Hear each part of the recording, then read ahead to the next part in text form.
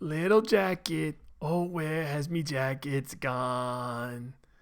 Oh, well, thank you very much for the very kind applause that I can only imagine that you're doing on the other side of these here airwaves.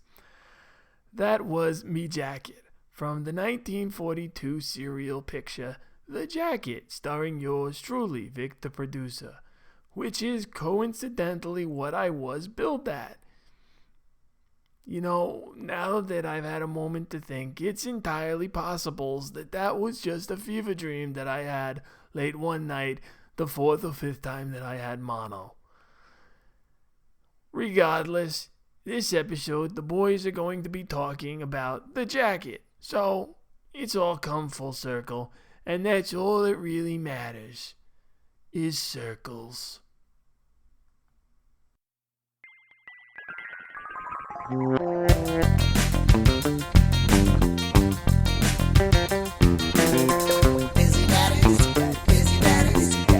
daddies do sci-fi. Busy daddies do sci-fi. Busy daddies do sci-fi. Busy daddies do sci-fi.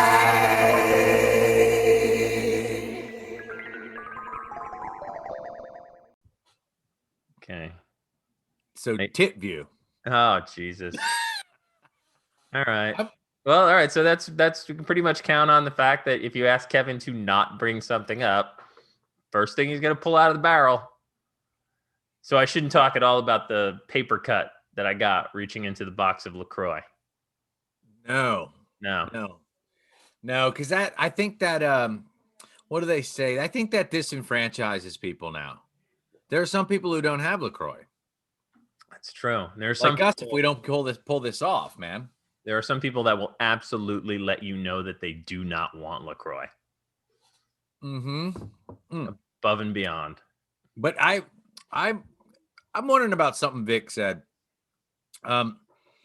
Is it one thing? If we're recording this before noon, or is a matinee not evening but after lunch? He kept doing do the matinee recordings. I like those. Matinee is the first showing. So no matter what, we're always doing a matinee. God. So he's just he doesn't know words.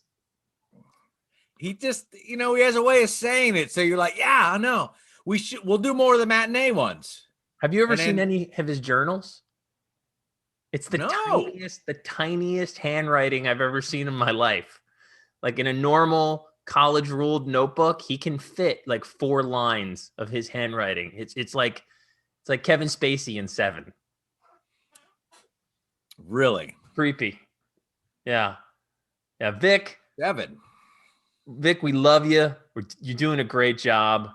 We're pretty much bathing in coconut LaCroix these days. Just because we're it's gangbusters right now. Busy Dads Do Sci-Fi is back. It's no holds barred. We're very clear that we're no holds barred. There will be no bars held. Yeah. And there's nothing in the way. The politics have just been really killing niche market podcasts. Thank you for bringing that up, for having the bravery to bring that up, because in this climate, it seems like you can't bust through the fact that every single second of what is the political atmosphere in this country needs to be podcasted about now. So whereas normally the soccer moms were walking around the neighborhood, drinking wine in their hydro flasks, listening to us, now they're listening to, hey, let's talk about what Congress is up to this week. And, I'll tell you right now, it's not much. It's the same thing. Shaming is a hell of a drug. That's and fun. what they stopped drinking wine, got straight on shame. There's nothing like looking down your nose at someone who might have a pipe bomb. Well, don't get me wrong. I love self-righteous indignation. Love it. Absolutely. I mean, I'm fueled by it for the most part. But it's really, really affecting our bottom line here. Because whereas we used to right now we're bathing in coconut LaCroix. We used to bathe in coconut and lime LaCroix. And you know that And feels melted Ben and Jerry's. Melted Ben and Jerry's. right. We do. Yeah. I'd shave with that stuff. We Now- still haven't got ice cream up in here. Using Barbasol like a sucker to shave.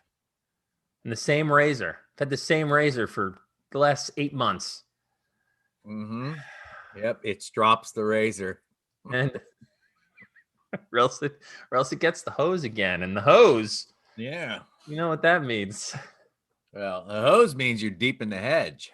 Oh man, don't come on. You can't do callbacks to podcasts that haven't aired yet. Oh, but by the time Oh, this but one aired, This yeah, one, okay, look, wait, with all this time travel, I don't know what's up and what's I was down. about to say, what are you, Badrian Dobie?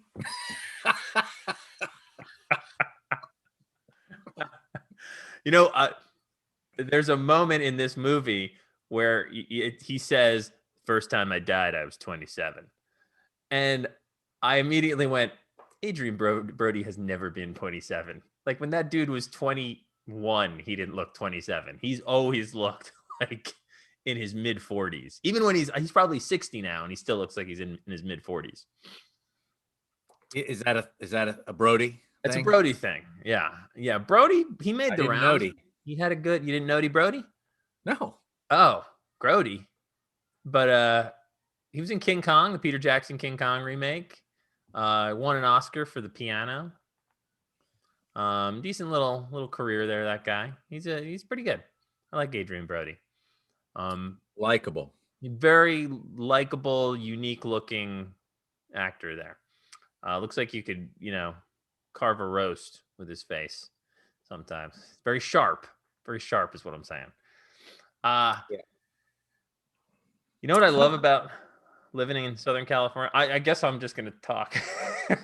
Yeah. You know what? Let's not even talk about the movie today. It's been really warm for January. Yeah. Amazing. You're really going to do this to us? Just getting started, man. I'm just Are you warming up? I'm just trying to make some conversation here, Kevin. Mm-hmm. All right, I thought maybe we'd talk. We're pretty good friends.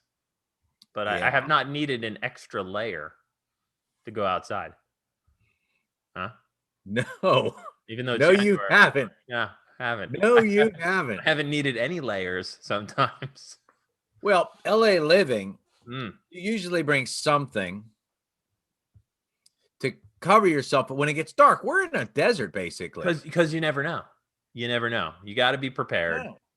You What could do you- get asked to have a cafe meetup at 5 or 6 by your agent, and you don't have time to cross back town and get a change of clothes Which or happens grab a all the time. hoodie.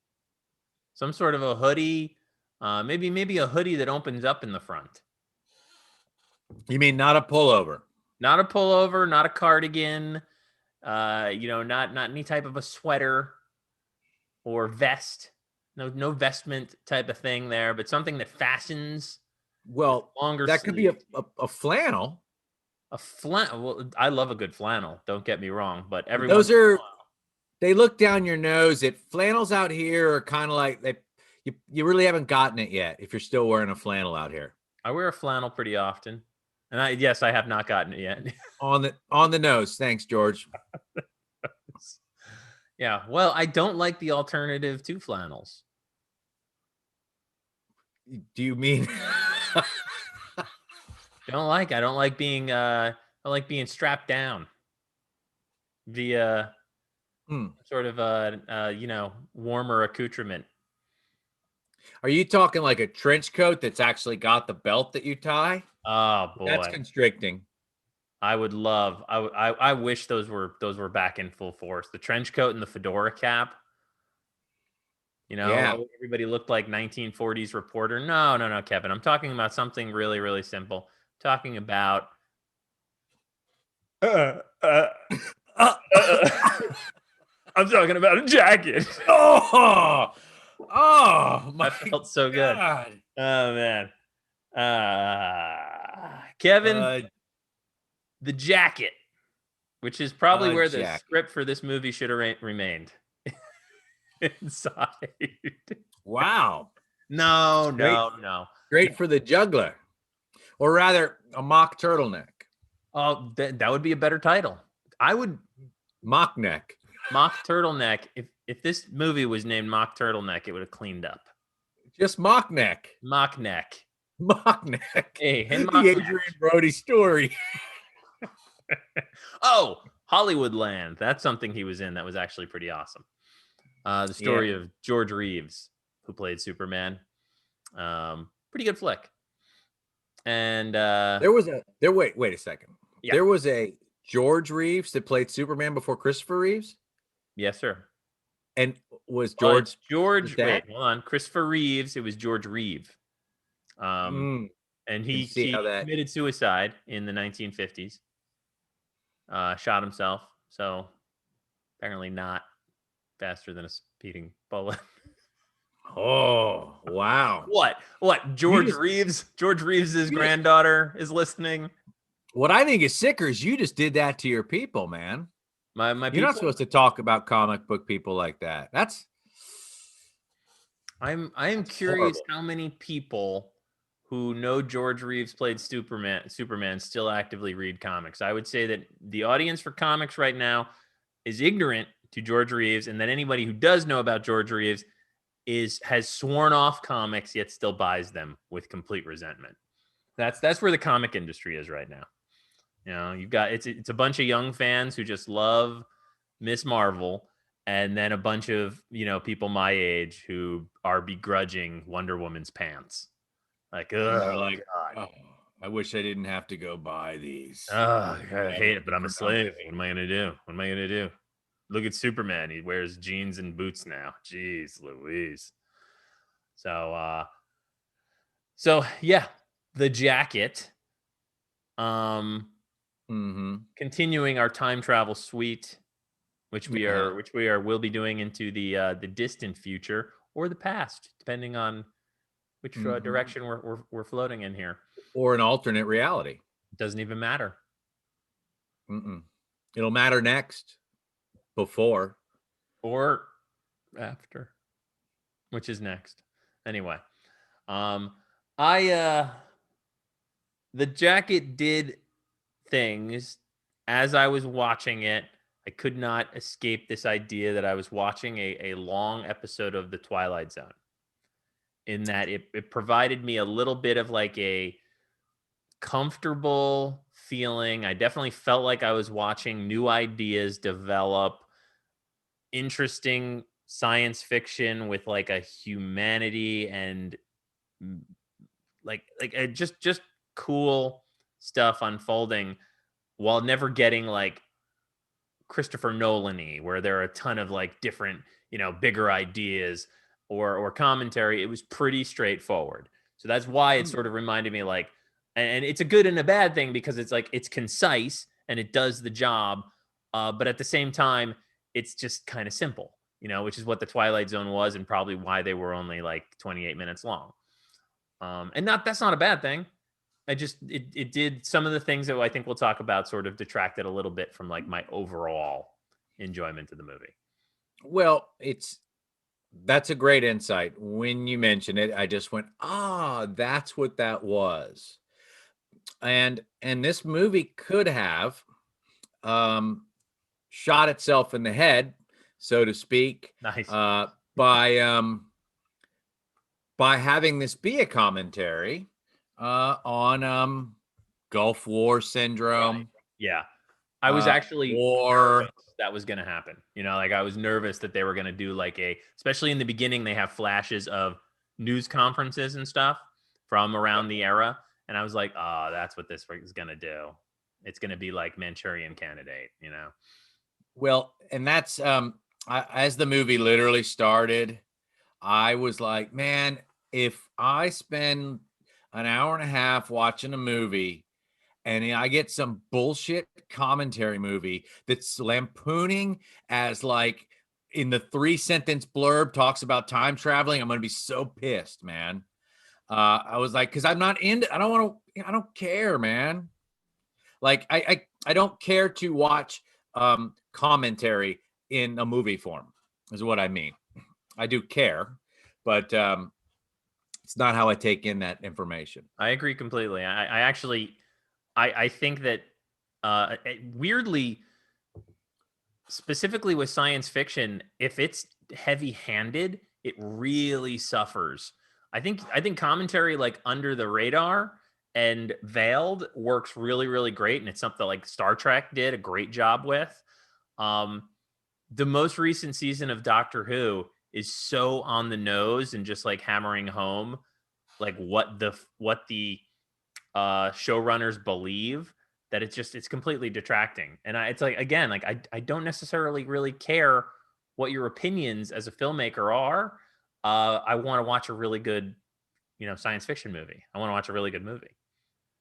Yeah, and there was something about its 90s-ish or something where I was like, oh, it's gonna bog down in this. Well, that being said, the world that we've alluded to, we watch a guy in the first Gulf War get shot in the head,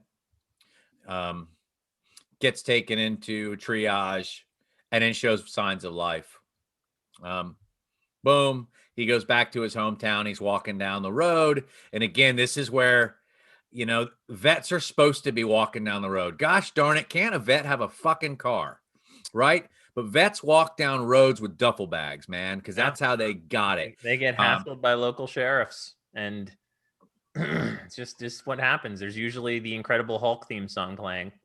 Exactly. Hold on one sec, listener. Ooh. Trigger. That's my 5th LaCroix of the day. But he's walking down a country road in Vermont and helps a mother and a daughter with a broke down truck. And there's some nuances there we'll get to. He's got a heart of gold. He gives the girl his dog tags, which was like, isn't that like handing someone your fucking ID? Like, especially if you're like going to be needing to go to the VA because you've probably got a head wound you're still recovering from. So immediately I was like on edge. I was like, that can't be right. That can't be fucking right, man. No way. But okay. I didn't even, I kind of let that slide, but it does. It is. And when you watch this movie, it is kind of just like, it just happens, he just sort of goes, here, this is me. I'm Jack. You hang on to those there, little girl. I'm going to go fix your car while your ungrateful drunk mother is throwing up on the side of the road. Right. But he moves on. He hitches another ride. He suffers from a type of amnesia of sorts. But anyways, the guy who picks him up is on the run. A cop pulls him over. The guy who's driving the car shoots the cop. Somehow Adrian Brody's character gets knocked out. The gun gets thrown and the whole killing gets pinned on him. It's like a Three's Company episode. Big misunderstanding. The beats that didn't bother me. I knew we had to get somewhere. And because of his existing brain condition for being shot in the head, he goes to a asylum for the criminally insane, presumably to live the rest of his life. And so you're still like, that's, first of all, that was a bummer. Having not seen this movie before, I was like, oh, Jesus. Oh, man, is this where this is going to go down? Well, he gets experimented on. Yeah, because that is, when you're in a mental institution, you get experimented on by a doctor who's got radical ideas, and there's always that one candidate who handles it better, And Jack, played by Adrian Brody, he's that candidate who handles it better. We get introduced to the doctor, who is played by Chris Christopherson, and a few of his cellmates, including a incredibly young Daniel Craig, who I just got to say, he's so young that he's ugly. He has somehow not yet reached like Daniel Craigness, where he's like a handsome, full-faced man. He's just bony, and he's got this Midwestern accent and black hair. but it's clearly Daniel Craig. Like he's got those piercing blue eyes and the nose and the mouth and everything. And it's just like, whoa, you're like 22 years old and hideous, man. And it's a jarring thing, but it all kind of well put together. Like I actually really like all the stuff of him in that asylum. I like his interactions with the orderlies and the other inmates. I like his interactions with, I sort of like the lead up to everything so far. Even the whatever, that doesn't make sense that he did this. All completely like forgivable because it's pretty good character drama going on so far. Like I believe everything that's going on to this guy, and I'm kind of along with him. Yeah.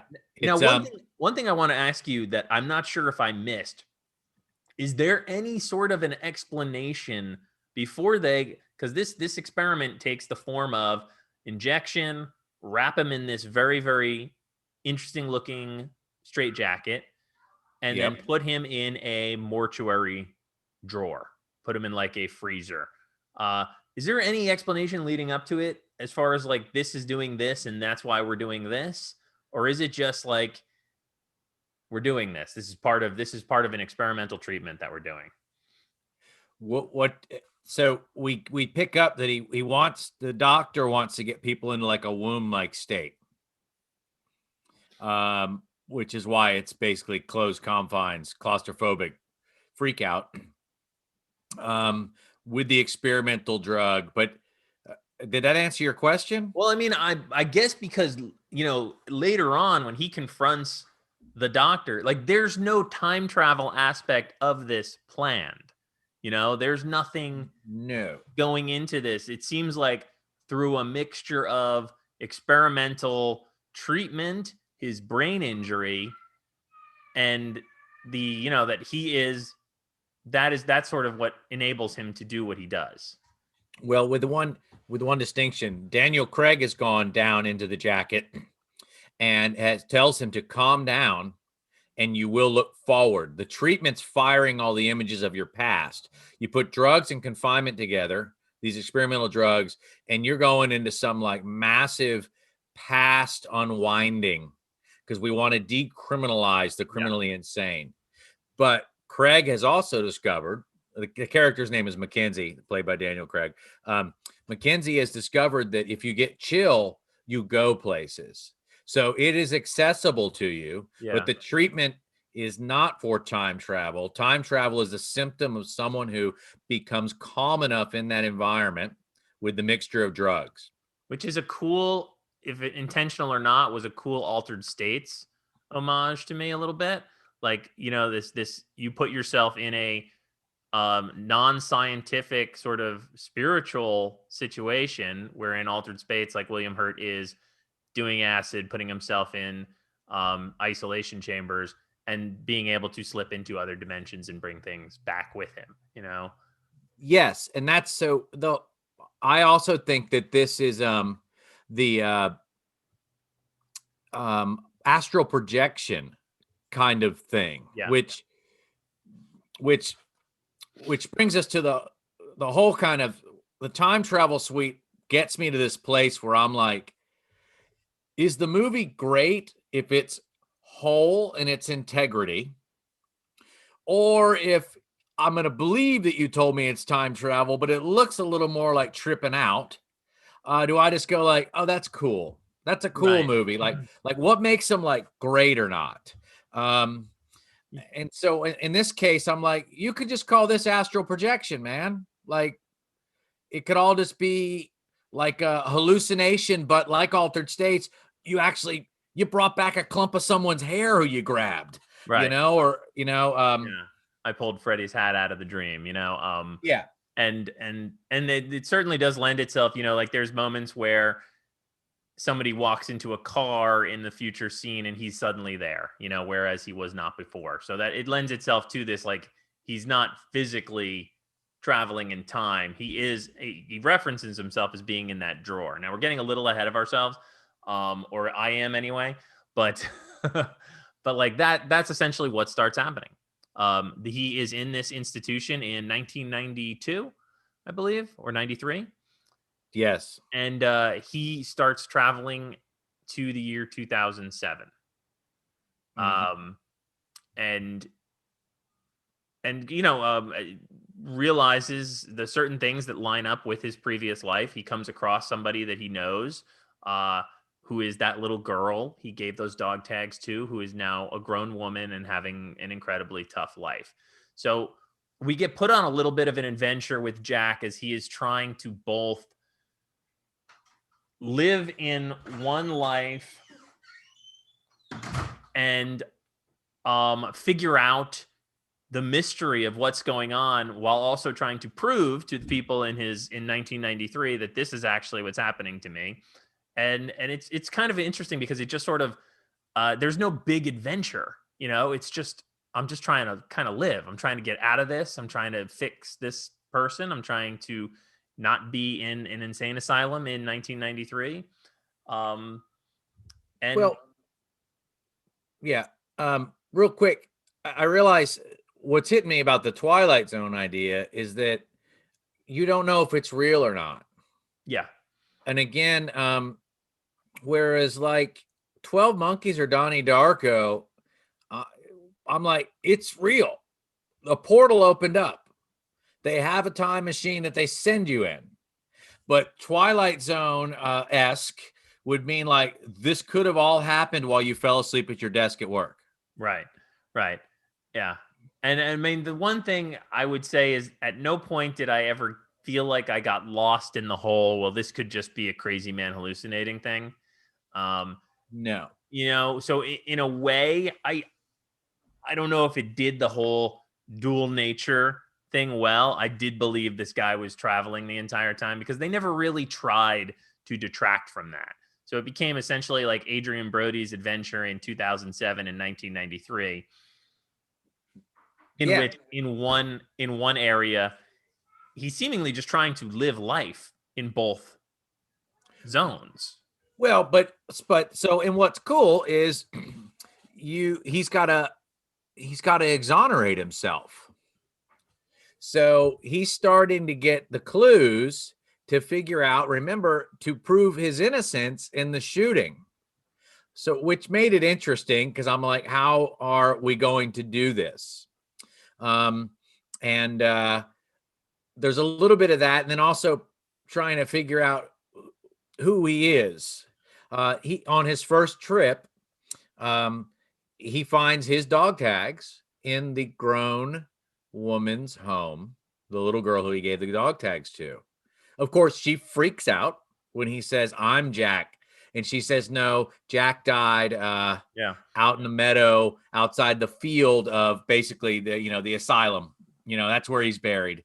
And so he starts to realize that he's going to die in 4 days in his original timeline. He's got like 4 days of treatment at that asylum, and then he's dead. And then so you've got a race against time. And then you've got the classic prove to people, you assume you're totally nuts and prove to people that you're not, by bringing back tidbits that are irrefutable, right? Right. So he's got a confidant because he does sort of they fall for each other, which is just sort of the writing is on the wall for that. The little girl has now grown into a attractive woman who doesn't necessarily have her life together. Her mother died horribly, and the mother who we met on the side of the road back in 1993, and so she can continue the quest when Jack is not present, when he goes back to 1993 and is now in the asylum. So that's sort of how we ping pong for a bit throughout this movie, and for me, it's sort of when it suffers the most. Is I'm not terribly interested in his relationship with this woman. I am not terribly interested in his relationship with the doctors back in 1993. And I feel like I'm racing towards a resolution. We do know he dies as a result of a blow to the head. Like that is what kills him in 1993. So he's trying to figure out, which is reminiscent of how he quote unquote died when he was in the Gulf War. He was shot in the side of the head by a little boy who was in Iraq. And so we're just sort of trying to figure out, he's trying to both solve his murder, exonerate himself, and he's got this young woman helping him in 2007, which she can kind of easily do because she can do research on things that happened, over 10 years ago. But I mean, at the same time, I'm not checking out because I'm interested enough, but it's not it's not enthralling to me. Well, I mean, I liked how they had to, so like 12 Monkeys, crazy guy is going to have these irrefutable proofs. So I liked waiting to see what they'd prove. And in this case, the sympathetic psychiatrist at the asylum is played by Jennifer Jason Leigh. And he gets on, and Brody's character gets on to the fact that she's going to have a breakthrough in treatment, working with this little boy named Babek. And he's having seizures, and she's going to try an electroshock therapy that's going to unlock him from a seizure state. And so those little clues are cool, because in the cool time travel thing, the chicken or the egg kind of thing happens. He comes out of a stint in the jacket, learning that this is how the breakthrough is, then tells her as she visits him, because this jacket stint like takes the shit out of you, man. So like he recoups in like a medical bed after going through the drawer and jacket treatment. And he sits and tells her that, I just saw you, and you're going to do this thing. And she's like, well, that's crazy. But she goes home and does this thing. And so because he's been into the future, he knew what she'd do. But if he'd never been to the future, she would have never done it. And so I can't make heads or tails of that as far as that's stupid or that's not neat, but I enjoy like how the stories get pushed like that. So that was, I wasn't racing anywhere. I wanted to see how they would work within the trope. Right. And that's what it is. And that's totally fine. It just wasn't like emotionally satisfying to me. It was very simple. He'd bounce back into 2007 and the young woman would be in her car and say, hey, I found out that she does electroshock therapy, and there's a little bit like maybe some level of investigation or something. I guess we didn't need that, but because the big payoff, I think, is the big changes he makes. He confronts a doctor in 2007 who knows him from 1993, Chris Christopherson, and he tells him, you told me these three guys' names from your time in the war, and you told me to help them, and so he has that information. And then as it starts winding down, we know it's going to culminate in this like, when's this going to happen? When is he going to get the killing blow? Essentially, what's the scenario that's going to unravel in that? And he goes back to not back to the past. He goes to the future one last time, and he goes to so he's now convinced the doctor. He's in 1993, and she's going to take him to the little girl's house whose mother is still alive. And he convinces the mother, read this letter, please, which like lays out what is going to happen to her and how precious life is, something along those lines. And I don't know, man, it just fell flat. Well, that's funny because that's what he does. Flat on his head. Flat on his head. He just he gets out of the car with Jennifer Jason Leigh, who I believe I thought was Elizabeth Shue the entire time. And he slips on ice and he cracks his head on.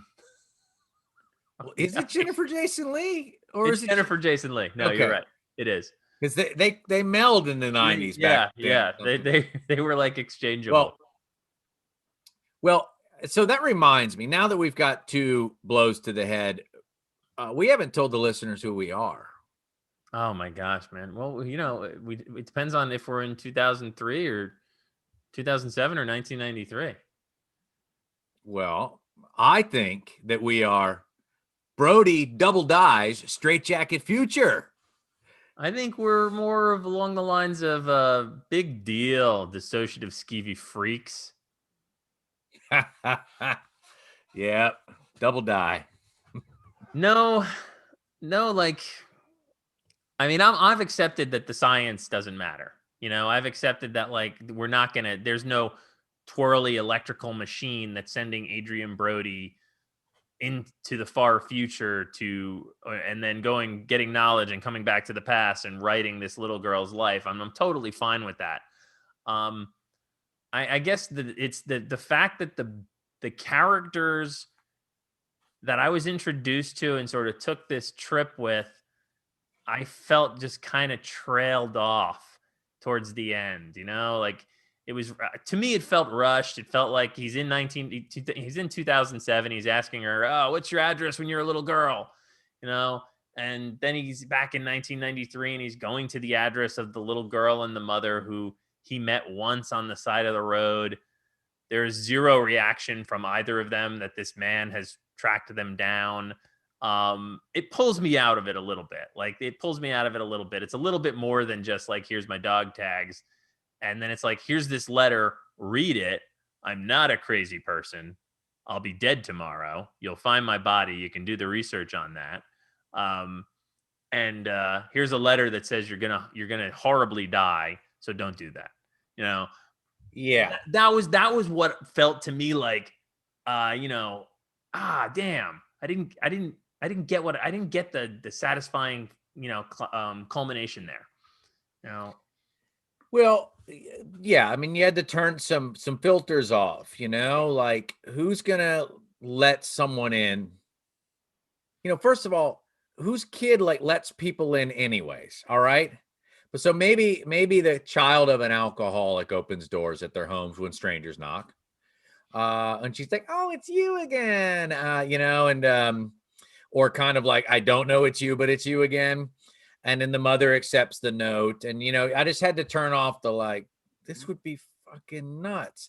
Let alone, like, what psychiatrist is going to take a convicted murderer of a cop out? Of course, now we know why. Yeah. The trope has convinced her beyond a doubt, just like the psychiatrist who turns towards Bruce Willis in 12 Monkeys and rolls with the plan. Yeah, the gods are going to let it happen. The gods of this movie are going to let that happen, Right. And so I think I can turn the filters off because I want to see how people will work within the realm. So, I'm like, yeah, okay. Well, I got to guess get the note. What bugs me is with 20 minutes left in the movie, I know in the last 2 minutes of this movie, we're going to see a young girl. I even called like a nurse's uniform. I was like, we're going to see her in a nurse's uniform talking to her mom. Like, that's now what's going to happen, and that type of like, well-lit path with still like, 15, 20 minutes left in a movie. It's kind of shuts me off a bit. Do you mean that because after he brings the note, yeah, we're going to watch now. He's going to end up in 2007 again. We're going to see girl with life way better than the crappy life she was living. Yes. As indicated by a better car. And she's on her way to the hospital, and she's got scrubs on underneath her jacket. Mm-hmm. And she's coming out of the diner she worked at previously, but now she's a patron of that diner. She's got a cup of coffee. Which is the one thing. So if you think about whatever the god of this time travel is, when he gets this right, the first time he travels in time, he ends up standing in front of the restaurant of the girl he met when she was a little kid. So a lot's to be assumed there. And I don't know, what that means, but the level one interpretation of this movie is that it's all happening while he's bleeding out after being shot in the Iraq War. Sorry, Yeah, the Gulf War. right. Yeah. And in which case, since he's shot by a young insurgent, I guess you'd call him, a kid who probably shouldn't have a gun, but shit happens in war, and a kid blows him away, and sure enough, he, in essence, frees a kid from his bondage in the Exactly. 2007 storyline. Um, you know, uh, there maybe the connections could be made. I don't know how you throw up. I'm like, all right. So I mean, and that's the thing that I do really love, and for me, in a way, kind of saves a little bit of this movie is but I feel like it suffers having both of us seen better made films. I almost wanted like was Jennifer Jason Leigh in Scrubs in that veterans in that Iraq War hospital? Was Chris Christopherson behind one of those masks? And are all these people just in that room trying to save this guy's life as he slowly bleeds out as a result of a head wound? Because the last shot in this movie is he is in a car with girl who has now a much better life, and the sun radiates through the back. And to me, that it was very, very much like, that's the white light. He is now, kicking off here. Yeah, but you don't have to buy into that. You can absolutely follow this whole train, straight through and go, yeah, this is what happened to him. He went from here, he went to there, and then he started traveling in time, and then. Well, because at that point, if it's a last gasp hallucination, then the kid lines up. But then what are you in purgatory? Like, why would you dream that you got accidentally accused of shooting a cop? Would that be the letting go of guilt? At that point, it's kind of a tough sell. But I do like if the antagonists and protagonists in this movie were in the triage room of the Gulf War surgery theater. Yeah, man, that would have been and I was waiting for the Brazil ending, like I was waiting for the dead eye with like Chris Christopherson taking off the surgical mask. Well, going, oh, we lost him. Right. Which is very Jacob's Ladder, maybe a little too Jacob's Ladder. Right. Well, so it's another way the trope's dealt with, right? Right. Or another trope and how it is used. This movie pushed me closer into the Looper spectrum.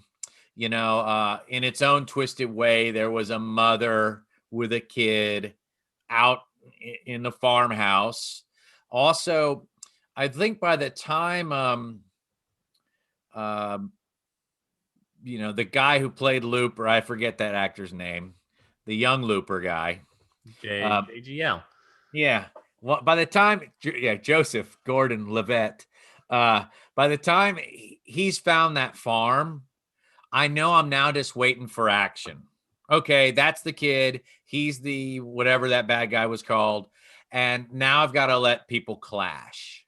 Right. And there was something like you said, as soon as you made the guess, the kind of movie's given away. You're like, of course, he needs the address. What's he going to do with the address? Give the information. It'll change the course of the future. I just, that's what kind of took me into is there something in the industry that thinks that these are the moves to make? I mean, I don't know why you would put Adrian Brody and the love interest, who is, by the way, played by a younger version of who I only know is the girl from Pirates of the Caribbean, who was cool. I always like her in Pirates of the Caribbean. But like, why would you make them fall in love? Like, why do they need to fall in love? They don't. That's the They thing. could have just worked together, Yeah. solved it. I mean, that you could certainly establish that, okay, the reason, one of the things about why he ended up in front of her when he jumps back is that there's some sort of connection between the two of them. But I like the idea that that's just another mission he's on. The mission he's on in this is I need to right this wrong. This girl was not supposed to see her mother die horribly and lead this life. She's supposed to be helping people, because that's the type of person she is. So she helps me. So the fact that they end up like weirdly banging together, it skeeves me out, because it's also that whole like, there's another trope where it's like a guy meets a young girl and then like doesn't see her for 15 years, and the guy's older, and it's okay now, she's over 18, so I can nail her. And that's not this. Adrian Brody's not older, but it's still like a little like, no, dude, I'm sorry. That's that little girl on the side of the road that you just helped. Right. Like, so yeah, the guy who fixes the stranger's car probably wouldn't decide to fall in love with the little girl whose car he fixed. Especially with how he would have had more moral, right? More moral, right. like fiber. The thing I liked about him was, as we meet Jack, I kept going, he's a really nice guy, man. Yeah, Like he should not be in this situation. He should not be in this situation. Even when like she takes him, because she says, "You're coming home with me," and they're sitting in her room, and he's like, "You want a drink?" He was just very like, there was nothing forward about him. He was very unassuming, just like trying to figure out what was going on. And that's before, granted, he found out he was 14 years in the future, but he's still just like, he was a nice guy the entire time. So that, like, it just sort of detracts from it. It's like when you don't want these two characters to kiss and then they do kiss, and it's like, we don't need that, man. It's like Indiana Jones, he doesn't need anybody but Karen Allen. Doesn't have to happen with anyone else. Like, and yeah, so that kind of pulls me out of it a little bit. But in the same vein, it's just like it was a good story, and the whole like it being a long Twilight Zone episode, I thought kind of helped it because it was efficient. And as I'm sitting here, I'm almost like because I enjoyed it, I'm like, did I miss something? Like, did I miss a line? Did I miss a quick thing where they talk about like the relationship between the two of them? I'm almost like, shit, man. When I, and one thing I do have to say also is I rewatched 3 episodes of Dark last night and then this. So yeah. I almost felt like I had a delicious steak, and then anything after that was going to be not. Have you slept at all? Barely. Hey, when did you say the 2 jackets you're wearing right now, are you going to take those off only when we stop this recording? You're going to try and ride it out all day? I'm going to wear them all day. I mean, you're supposed to get up to the mid 80s. So, and one is Burberry. So, Well, what's cool? I think with the heat and the sleep deprivation and my chest you hair, might go save someone who you can have sex with. Oh gosh, no, that's my goal. My goal is that right now I'm gonna pop outside. My son is on the sidewalk on his scooter. Maybe he's met a little girl that I'll be able to shoot into the future, and then it'll be cool. Because that's apparently how good guys roll. Yep. Yeah. A rocket to the future. 6 inches up, 9 months to wait. Giving me way too much credit with 6 inches up. Jeez. What are you talking about, man? Nothing. That's weird. Talking about jacket. You weren't talking about that's hedges. You know what? You should keep that trench coat on and get back in the hedges.